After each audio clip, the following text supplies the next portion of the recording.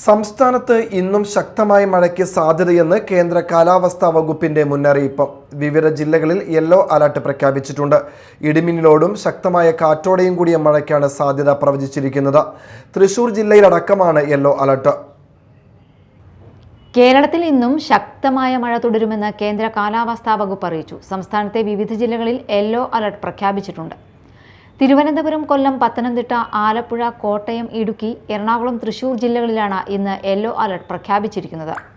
ഒറ്റപ്പെട്ട ശക്തമായ മഴയ്ക്കുള്ള സാധ്യതയാണ് പ്രവചിച്ചിരിക്കുന്നത്.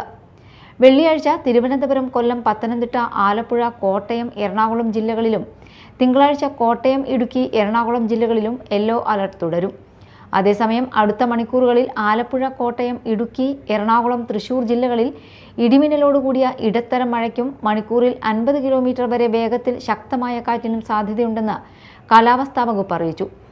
തിരുവനന്തപുരം, കൊല്ലം, പത്തനംതിട്ട, പാലക്കാട്, മലപ്പുറം ജില്ലകളിൽ മണിക്കൂറിൽ 40 കിലോമീറ്റർ വരെ വേഗതയിൽ ശക്തമായ കാറ്റോടുകൂടിയ മഴയ്ക്കും സാധ്യതയുണ്ട്.